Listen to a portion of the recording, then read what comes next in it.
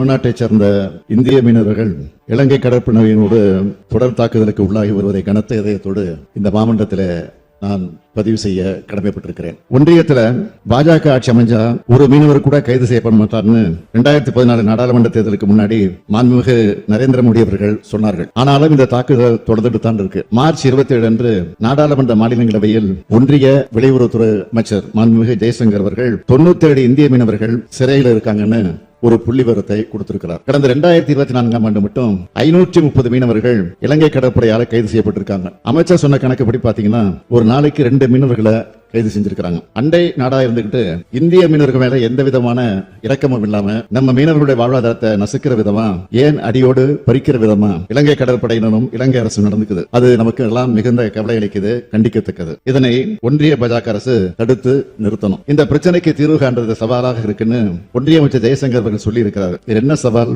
இருக்க முடியும்னு தெரியல. வேறொரு மாநில மீனவர்கள் இப்படி தொடர் தாக்குதலுக்குள்ளானா இப்படித்தான் வேடிக்கை பார்த்துட்டு இருப்பாங்களா? எவ்வளவு காலத்துக்கு இதை சகிச்சுக்கிட்டு இருக்க முடியும்? இது போன்ற சிக்கலுக்கு நிரந்தர தீர்வு காண கச்சத்தீவு மீட்பே மிக சரியான வழி என்பதை இம்மாவட்டத்தின் வாயிலாக மீண்டும் வலியுறுத்திட விரும்புகிறேன். கச்சத்தீவு விவகாரத்தை பொறுத்த வரைக்கும் கச்சத்தீவை மாநில அரசு தான் இலங்கைக்கு அளித்தது என்பது போல ஒரு தவறான தகவலை பரப்பி அரசியல் செய்வது அரசியல் கட்சிகளுக்கு வழக்கமாகிவிட்டது. கச்சத்தீவை பொறுத்த வரைக்கும் அந்த தீவை கொடுத்து ஒப்பந்தம் போட்ட போது முதலமைச்சராக இருந்த கலைஞர் அவர்கள் கடுமையாக எதிர்த்தார்கள். தமிழ்நாட்டு மக்கள் அதை விரும்ப மாட்டாங்கன்னு எடுத்து சொல்லியிருக்கிறார். கச்சத்தீவு இலங்கைக்கு அளிக்கப்படக்கூடாதுன்னு அழுத்த நிறுத்தமாக வாதிட்டு இருக்கிறார். 28/6/1974 அன்று கையெழுத்தானவுடன் மறுநாளே, அதாவது 29/6/1974 அன்று அனைத்து கட்சி கூட்டத்தை தலைமைச் செயலகத்தில் கூட்டி இதை கண்டித்து தீர்மானம் நிறைவேற்றி அன்றைய தினமே பிரதமருக்கும் கடிதம் எழுதினார். அப்பவே 21/8/1974 அன்று இந்தியாவுக்கு சொந்தமானதும் தமிழ்நாட்டுக்கு நெருங்கிய உரிமைகள் கொண்டதுமான கச்சத்தீவு பிரச்சனையில் மத்திய அரசு எடுத்துள்ள முடிவு பற்றி இந்த பேரவை தனது ஆழ்ந்த வருத்தத்தை தெரிவித்துக் கொள்கிறது. ஒப்பந்தத்தை திருத்தி அமைக்க முயற்சி எடுத்து